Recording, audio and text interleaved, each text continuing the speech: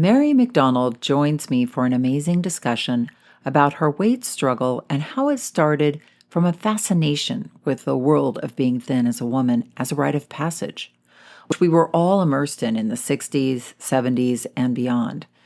As a commercial artist, Mary knew the Mad Men world of advertising and how that world drove weight loss deep into the female psyche.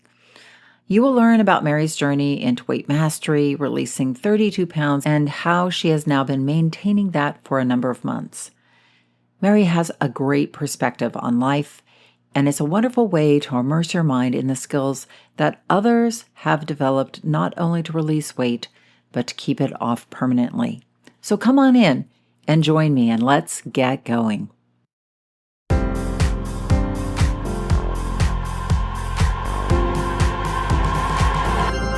Did you know that our struggle with weight doesn't start with the food on your plate or get fixed in the gym? 80% of our weight struggle is mental. That's right. The key to unlocking long-term weight release and management begins in your mind. Hi there, I'm Rita Black.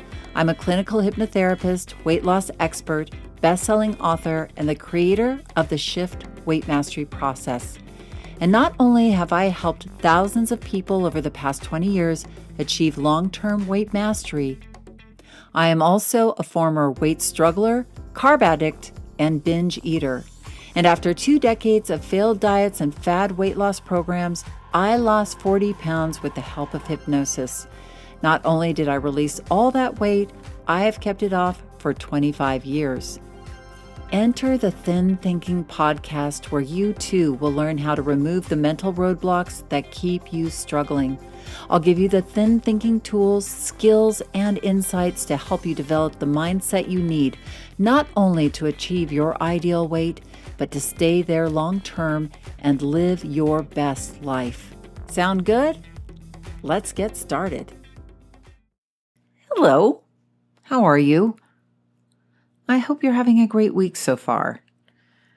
If you're listening when this drops, we're headed right into a double header, Valentine's Day and the President's Day weekend. So happy Valentine's Day. I'm sending you love, and I have my free sugar hypnosis or shift out of sugar cravings hypnosis link for you in the show notes. So go grab it if you haven't already. Right now, I have no plans for Valentine's Day with my husband. And those of you who know me, no, I don't do holidays or major holidays out at restaurants because I used to be a waitress and I swore I would never dine out on holidays, especially Valentine's Day, because one, the staff is so typically harried and just, almost burned out. And it just feels like so much pressure to have a good time and to be loving.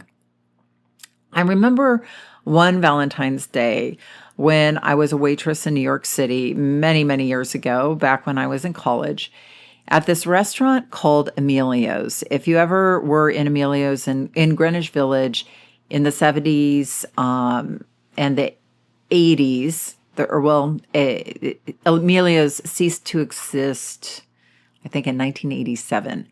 But in the 60s and the 70s and the 80s, it was kind of a famous Italian dive. And, for example, the Rolling Stones used to hang out there.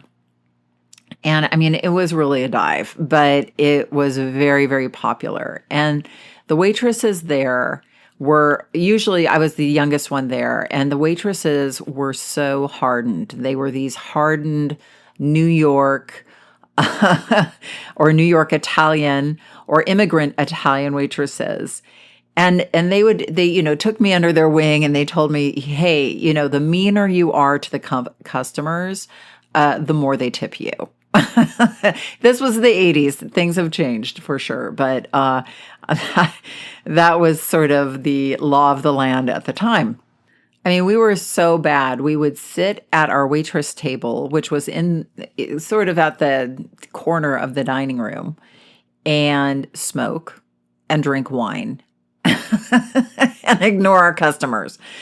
So, and we would even smoke at the table taking their order. So Valentine's there was so crazy. We would make our way through this narrow aisle of tables. And I remember Maria, she was this 76-year-old, the hardest of them all, tough as nails waitress, skinny, skinny, skinny, Italian. And she would write her orders in pencil. This was back before we had any digital sort of ordering system. We would just write the order on a dupe, put it into the kitchen. The cooks would make the food. And so we would serve our customers with, just written out orders and, how much they owed. And she would write it all in pencil and erase half of the order and pocket the difference because it was an all cash place. There was no credit cards accepted at the time. And she did that in front of the owners because she knew she couldn't be fired because she was connected to the mob. So anyway,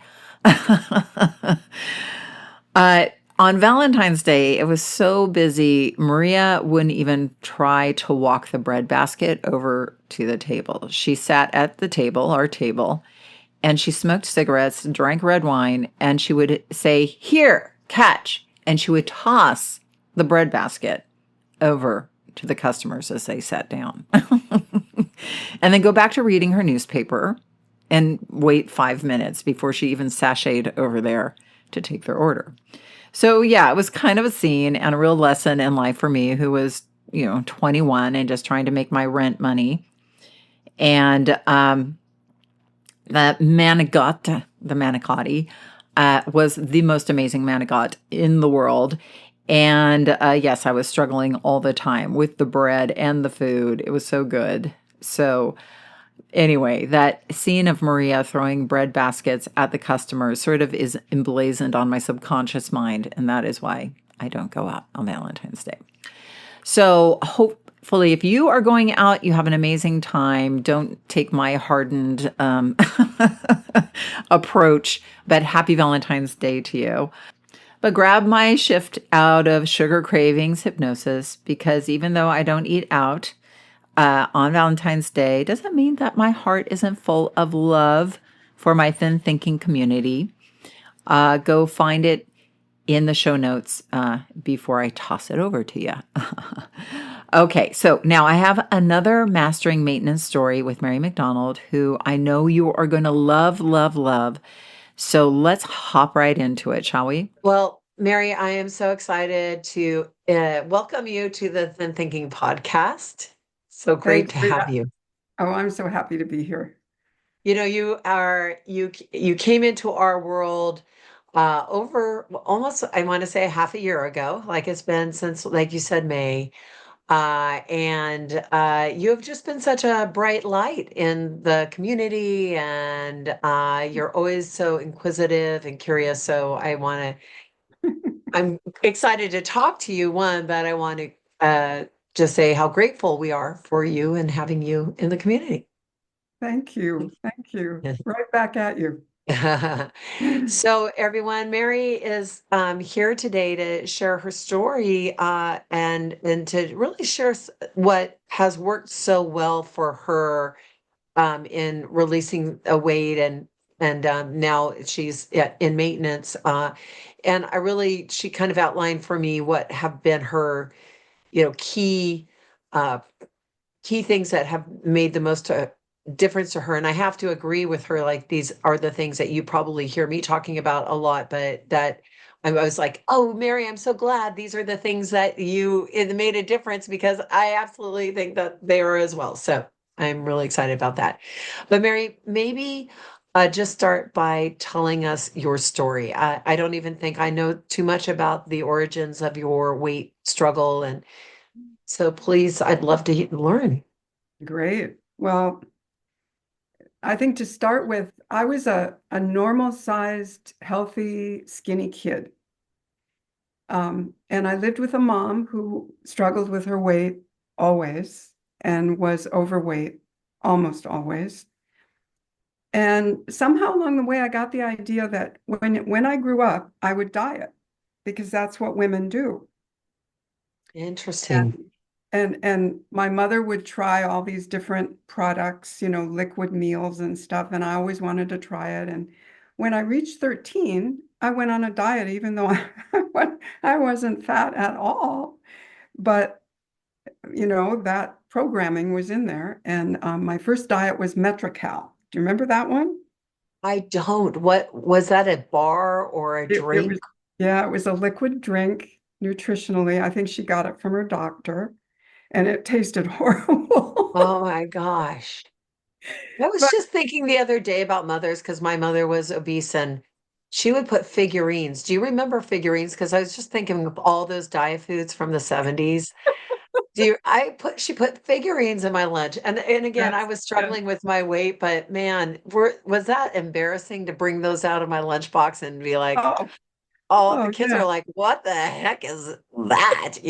They tasted really good, unlike this drink. But anyway, that's yes, it's so fascinating that your mom, that you just kind of through osmosis picked up the weight struggle with yes, even when you weren't even struggling with weight. I've heard not your story, but I've heard smidgens of that from other people who just it was just through osmosis through their mother struggling that they yes. started that their psyche kind of picked that up. Yeah, yeah. And then, at that point, it was kind of a game.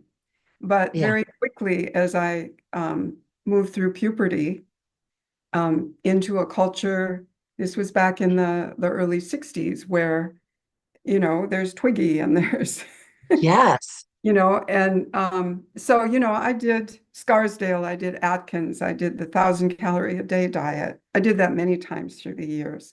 I did grapefruit. I did the Coca-Cola diet, which was What nothing was but that? Coca-Cola. I love it. Coca-Cola must have loved they must have started that diet, right? Yes. It was so insane back in the 60s and 70s and 80s. I mean, there's just this, I mean, in the 90s too. I mean, my gosh. Well, even now it's insane. But I just think of all these products. They really figured out women in the 60s, I think. Did you ever watch the series Mad Men? Yes. Oh, Y- yeah. You know, The it, advertise. Well, I worked in commercial art for a lot of my career, did so you? I know about all that. Yeah, so they probably in those boardrooms just like, okay, women are becoming, figure conscious. Let's dream up all these like diet things. And then this whole epidemic of struggling with our weight, came out Yeah. of so many different things. So Yeah. interesting.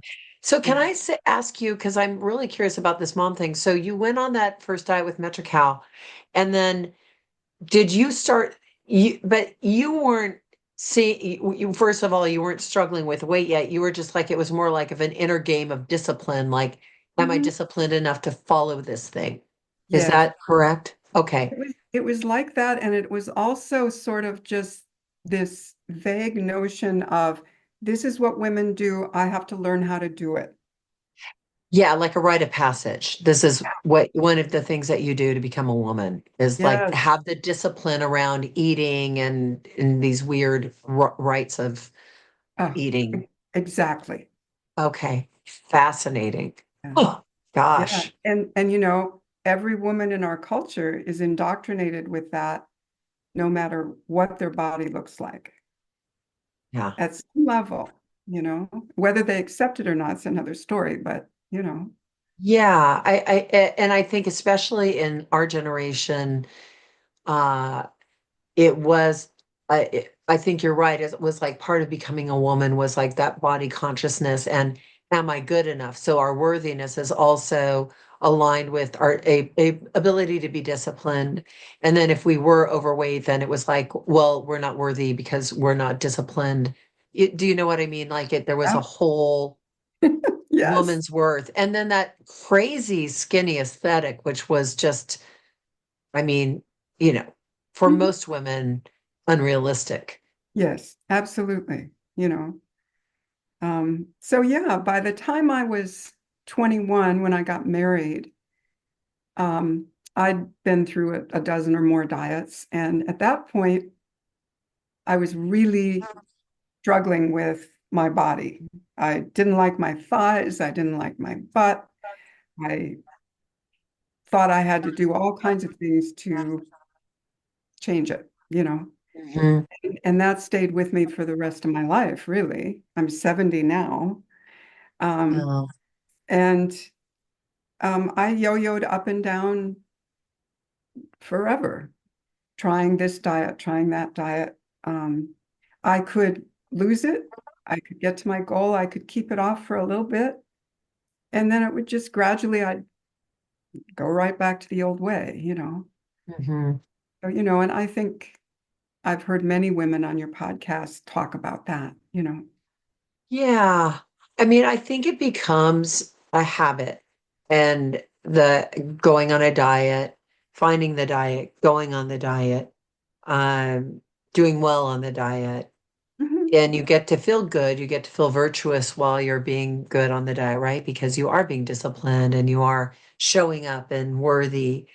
And then life happens, we go off the diet, and then our whole inner being kind of implodes, and then we kind of fall off and gain the weight back. And but that becomes this weird cycle, right? And that's, Oh, I yeah. think, the epidemic that everybody gets trapped in. It's true. And it's a habit, though. I think we get, I mean, it becomes very seductive. Yeah. And since I've been working with your program, with the hypnosis, with the structure, I see how habits make up our whole life. Yeah, And we can intervene and change them, but it takes consciousness, it takes commitment. it does. It does take mindfulness, and it does take willingness to really show up for ourselves and to be ready for that transformation. Yeah, Because I yeah, think there's times in life where we aren't ready. We aren't ready. We're going through something, whatever. And so, but as women, we're always trying to manage our weight. But it's almost like a reflex, like, oh, I feel fat, got to lose weight, versus like, I am really choosing to go on a powerful journey where I'm going to take care of myself and manage my mind and align myself for good. yeah. So that's the distinction. So how did you find the shift, and what made you think hypnosis might be helpful for you? Like, at what point were you, like, what was going on just before you found the shift? Like, what was going on in your with your health and your weight? Yeah. Well, let's see. In my late 40s, I found OA, and I Hmm. was completely demoralized at that point, and I just gave myself to the 12-step program, and it worked. And Hmm. I worked with a rather rigid program that had a food plan that was very restrictive. No, It was that like the gray sheet or the OA how? it was um, it was an evolution of the gray sheet. Oh, okay, gotcha. Yeah, but very similar. And I lost 70 pounds Hmm. and kept it off for 5 years while in the program. And I felt very confident that that was it for me for my life. I was going to Right. stay there. Well, when I left the program, very gradually, the old habits started to take over again, and I gained it all back and very demoralized again, embarrassed to go back to the program. Um, so I started trying other things. I went to workshops with Janine Roth, some great Mm, ideas about the food numbers, the hunger numbers, but no real structure to help you accomplish it. And she's very entertaining, but that doesn't make anything happen. I went to Chris Carr's workshops, Crazy Sexy Cancer Woman. She had some great menus and great recipes and ideas. But again, it didn't teach me how to make it stick. Tried all kinds of things, Buddhist mindful eating, macrobiotic, raw food. I mean, right, Dr. Andrew Reel had a program, tried that. They all worked temporarily. right. So by the time I was 60, I just was fed up. And I said, no Mm, more. I'm not going to diet. I'm just going to be fat. And and I hated myself. I hated my body. I was embarrassed. It interfered with my life with my husband because I had such low self-esteem and I couldn't come forward to him the way I wanted to.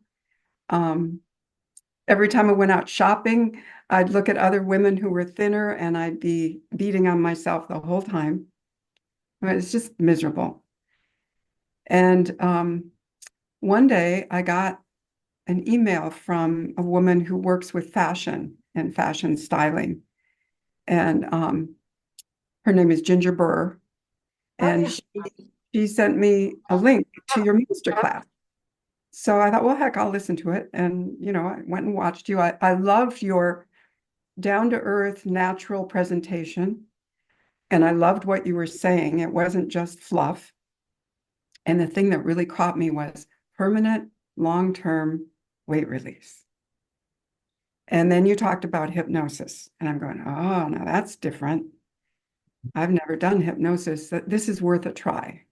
So I went and bought your book.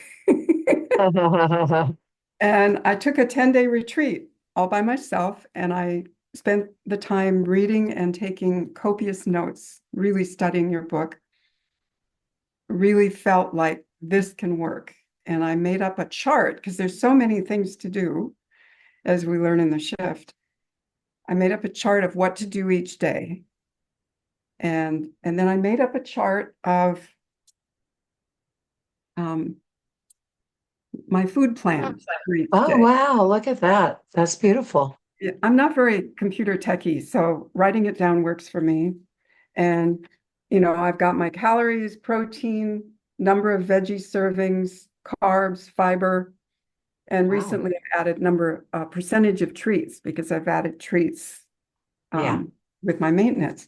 And then down at the bottom, I've got my calorie budget, the planned exercise, my daily body burn, and the formula plus my exercise calories minus my food calories.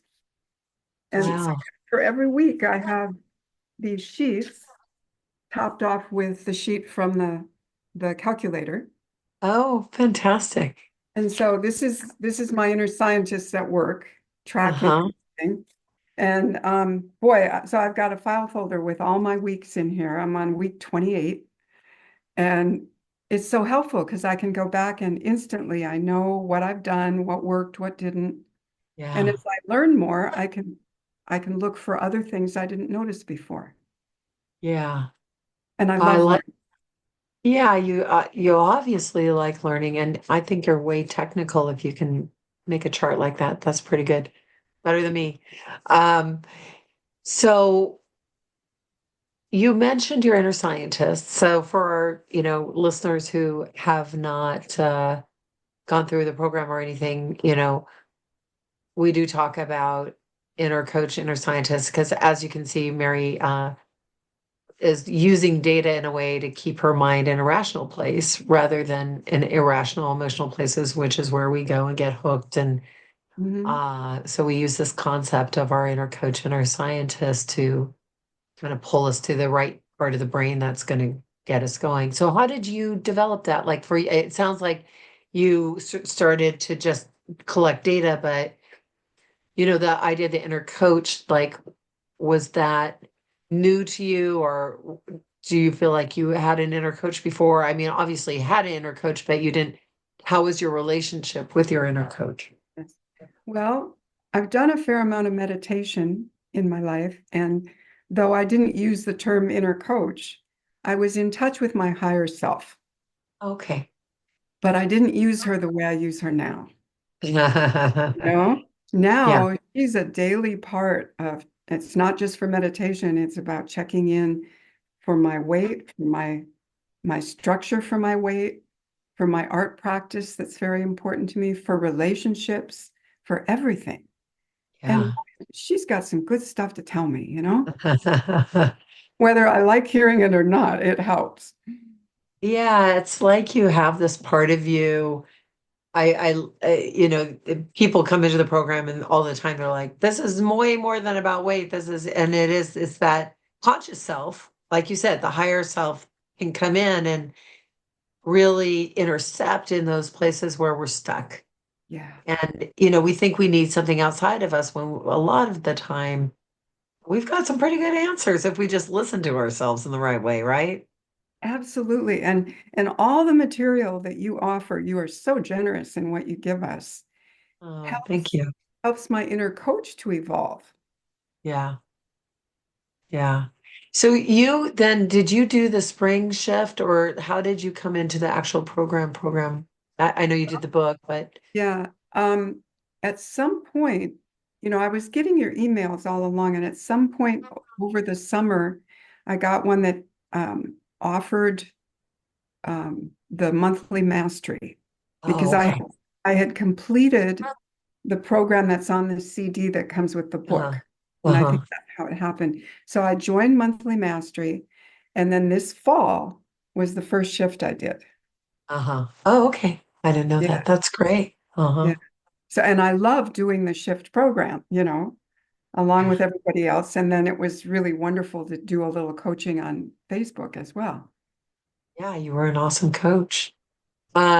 When you did hypnosis, what was that? Because people, again, a lot of our audience members may have not experienced hypnosis. Hmm. Um, what was, what do you like about hypnosis? Like what was helpful for you within Okay. that aspect? Um, when I did my retreat back in the spring, I started the hypnosis that was on the CD right away. Mhm. And I immediately noticed a complete change in the old pattern of craving food, thinking about food, eating more food, wanting more food. It changed almost overnight, Rita. Oh, And wow. I know it was the hypnosis. Yeah. It was extraordinary. I know it reached deep into my subconscious and got that aligned with my conscious. Yeah. Very cool. Um, I know you mentioned something to me when we were talking earlier too, um, about the vision and your vision. And, I asked Mary before I turned on record, I said, Mary, what are the things that are the biggest things that you think? And you said your inner coach and your inner scientist. But then you said something that was very cool, which was, Having a vision that excites me. and I want to underline that excites me because I think a lot of times we come up with visions that scare us, or visions that overwhelm us, visions that bore us. Hmm. But I think it's a very key factor to have a vision that excites you. So how do you know your vision excites you? Like I mean, what did you define that for everybody? Well, I think the first time I really felt that had to do with one of the coaching sessions you did that comes with the weekly planning. Uh-huh.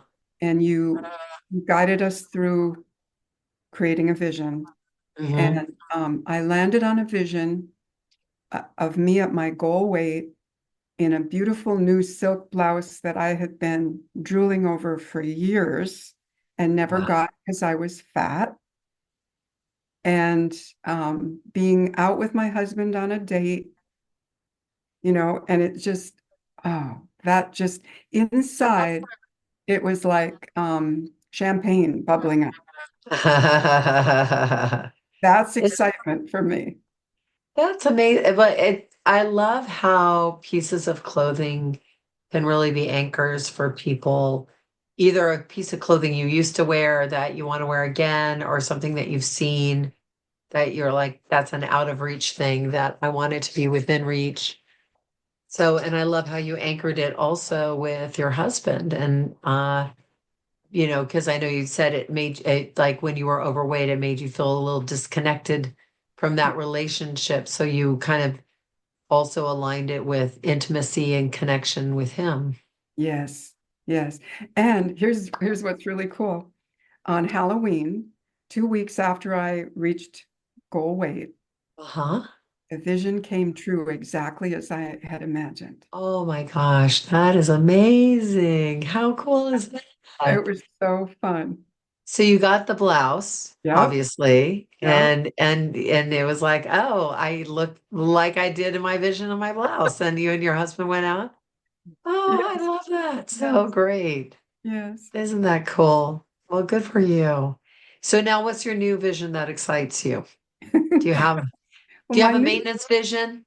I have a maintenance vision, and this one is for this month, Okay. especially with Thanksgiving. So my Yeah. vision is that I'm at Thanksgiving at our son's house with his family, and I'm having a wonderful time enjoying their company, the food, eating in a way that feels light and nourishing and tasty. Um, and I'm wearing my fuzzy cashmere sweater, and we go out and have a walk afterwards and go out and see the horses. They live in the country. Oh, nice. And it's not quite as exciting to me in terms of champagne bubbles like the goal weight was, but Yeah. it feels sustainable and like a great first step of what maintenance is about. I love that. It's I think it's important for those of you guys who maybe haven't gotten to your goal weight or maintaining what Mary's talking about is like this idea of perpetual visions that are perpetually engaging you. So I think with maintenance, it becomes like people do have a harder time because it's like, well, what do I want? Like, if it's not looking great in my silk shirt, but the longer that we are in uh maintenance, the more mastery we have. And the more, so you can imagine like once Thanksgiving comes and goes, seeing yourself in the spring, still maintaining your weight and feeling even more masterful because you got through Christmas. Excuse me, I'm going to cough again. I'm sorry. Yep. Oh, I'm just overcoming a cold. But so I love that you have Thanksgiving all factored in. That's great. Yeah, it feels good. Another big part of that for me is that it's easy.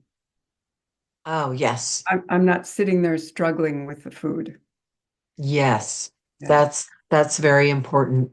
Right. I think it's like for me, because I still do vision work for maintenance, and it's not work, but like I still use a vision for maintenance, which is what you are saying. For me, it's Mhm. freedom. It's just freedom from the struggle Yeah. is, way, I think it becomes richer the longer that you're in maintenance because you become less and less attached to food the Hmm. longer you're in maintenance. And maybe you felt that like in those 5 years when you were in OA too, I don't know. Hmm. But just not like yeah, like that the holidays aren't about food, they're about like being with people and that's such a gift because I never thought that that would be a thing for me. I mean, I always thought I'd be struggling or depriving or whatever those, gears of struggling with weight are, Oh, you yeah. know. So it's such so I'm glad you're free from that and that your visions are about enjoyment and feeling good and Yeah. connected with your family. That's really cool. Yeah. I'm Yeah. happy for you. Um, you did talk about the third leg of your things that were, high on your list of like what's changed or how's Mhm. um you do plan your food and I know you talked about that a little bit.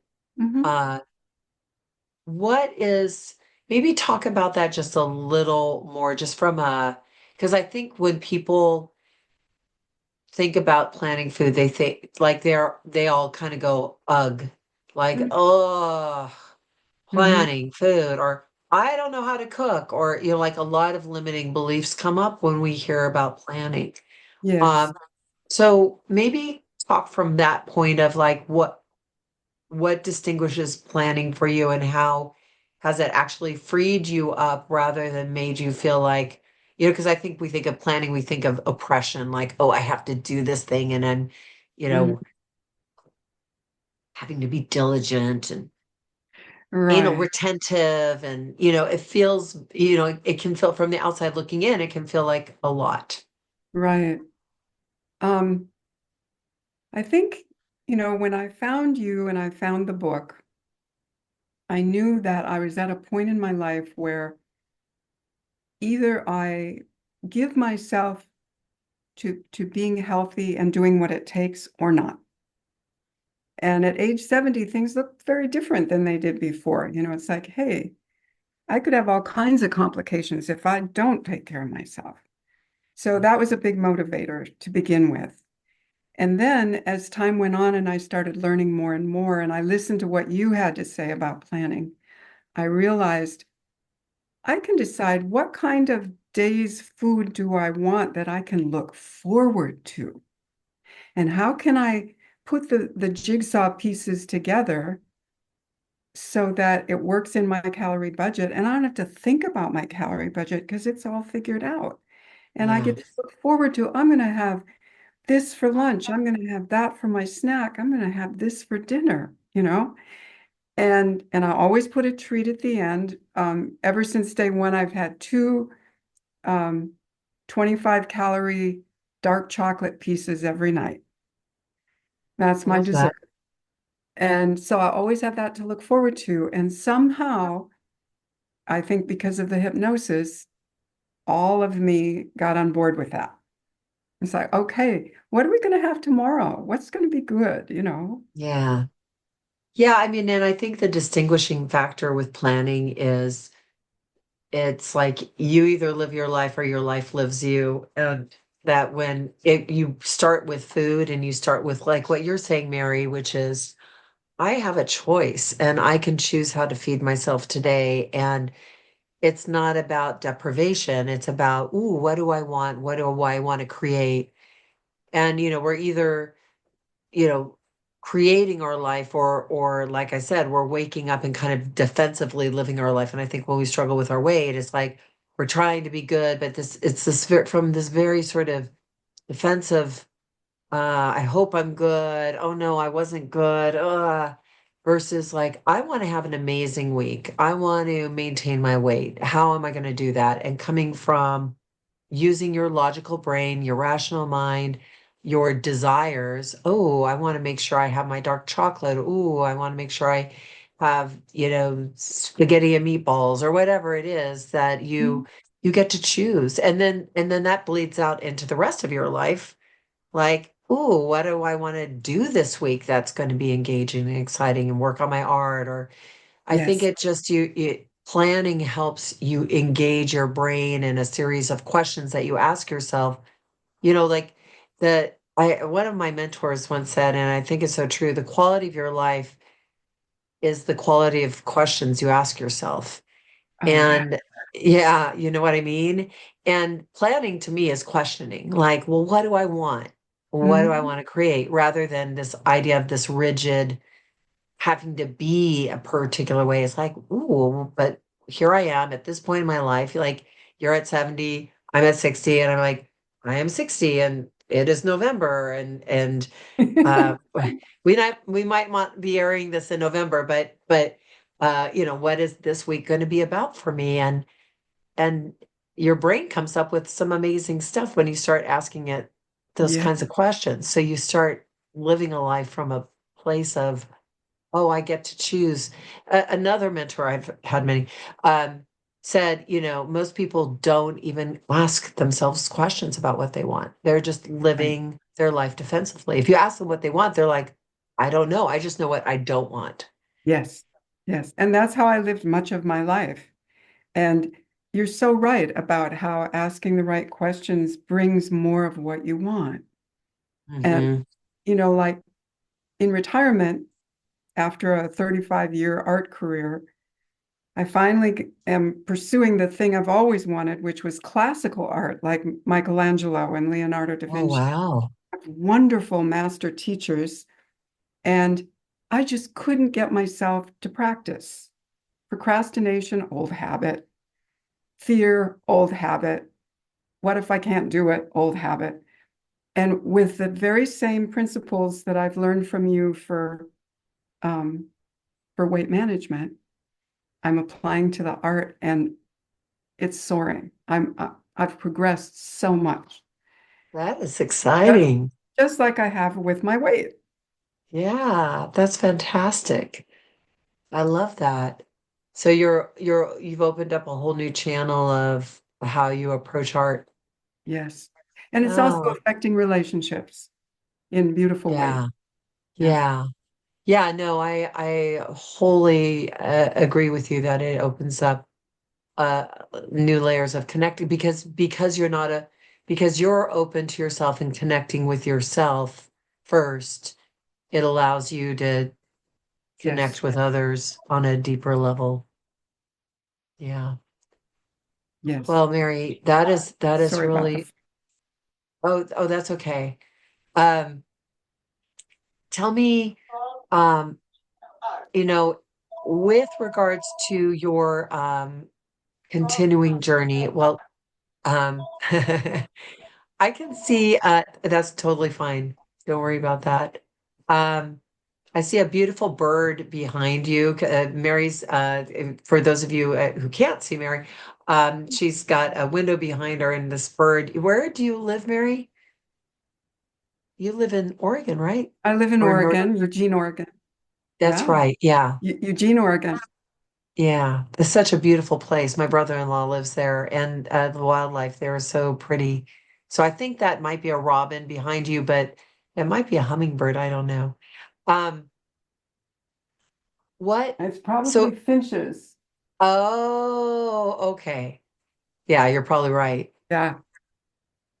What for you, given now all of your wisdom from what you've gone through and where you're at now, what would you say if somebody was struggling with themselves? What the first step would be that you would have them, like what advice would you give to somebody, their first simple step would be? Mhm. I think what could really make a difference for anybody is to let themselves daydream about what they would really like for their body and their health and their weight. Mm, E- Even if they don't believe they can have it, you know? And yeah. it can be hard to do that if you don't believe you can have it, but just, and that could help to spark just a little spark, a little flame that says, I'm going to see what I can do about that. Because that's what Mm, happened to me when I found your book. Because I had given up, mhm. Yeah. and watching your masterclass ignited a little bitty flame that let me imagine, well, what would it be like to have permanent weight loss? Yeah. I love that it goes back to that asking the question. Hmm. And again, sometimes I think we're afraid to ask that question, afraid to open Yeah. up that channel. So I love that as just like the first little step is the idea of daydreaming. That's a really great uh way of framing it is you don't have to do it. Just kind of think about it. Just think about what it would be like. Hmm. And it's interesting because one of the first things I think when I kind of embarked upon my journey was that it's like, what is the kind of life I really want to live on a day-to-day basis? Like, how do I really want to wake up in the morning feeling? Because I'd spent so many years just waking up hating myself for what I did the night before. I couldn't even imagine what that would look like. But you just start asking yourself, like, oh, there's another way. Maybe I could wake up and feel good about myself. Like, what? Because that gets the brain problem solving. Really, Yeah, it does. it does. And it also lightens the load because giving up feels like shit. Yeah. Yeah. Sorry, sorry for my French, but No, that's it. That's what it feels like. yeah. And if a little tiny flame of hope comes in because you've daydreamed about it, it feels better right away, Mm, even if it's just a little bit. yeah. I love that, Mary. Thank you.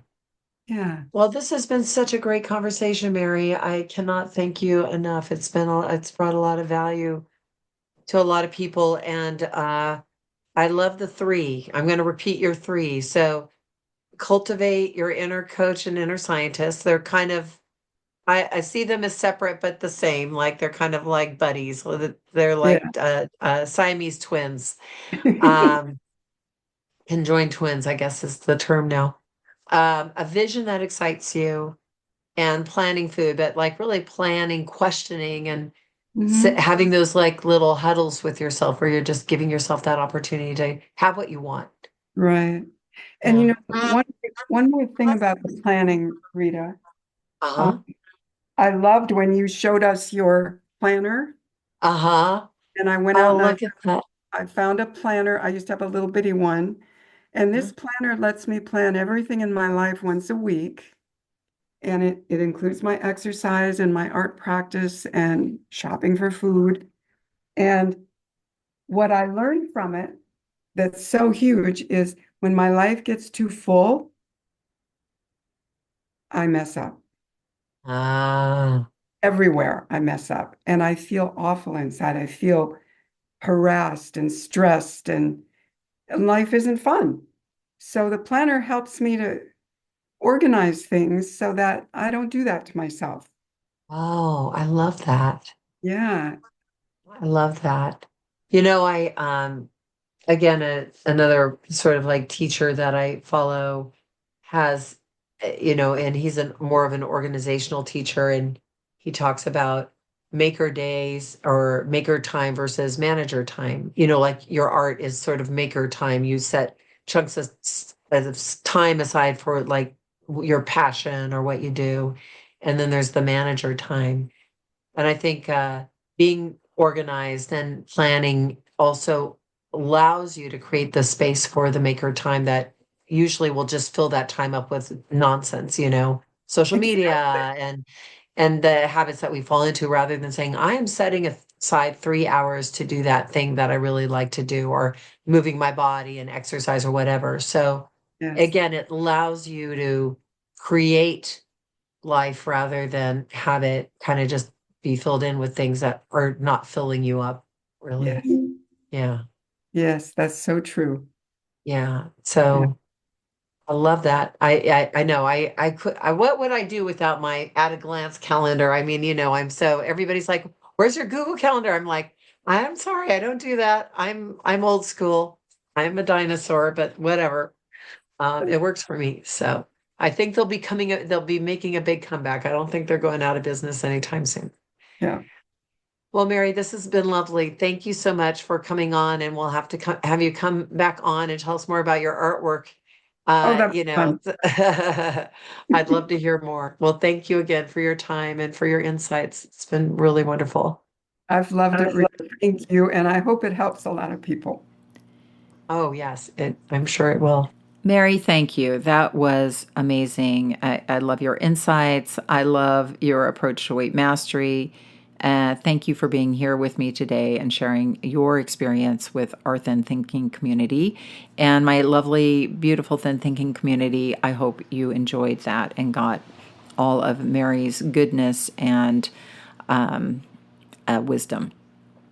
So, back to sending you this love, my Valentine's Days, lovelies. And even if this isn't Valentine's Day, if you go to the show notes of this podcast, you will find my Shift Out of Sugar Cravings hypnosis session, which is good to listen to and great to listen to, not just during Valentine's Day, but all year long. So have a great week, and remember that the key, and probably the only key to unlocking the door of the weight struggle, is inside you. So keep listening and find it. I will be here with you next week. Thanks for listening to the Thin Thinking Podcast. Did that episode go by way too fast for you? If so, and you want to dive deeper into the mindset of long-term weight release, head on over to www.shiftweightmastery.com. That's www.shiftweightmastery.com, where you'll find numerous tools and resources to help you unlock your mind for permanent weight release, tips, strategies, and more. And be sure to check the show notes to learn more about my book, From Fat to Thin Thinking, Unlock Your Mind for Permanent Weight Loss. and to learn how to subscribe to the podcast so that you never miss an episode.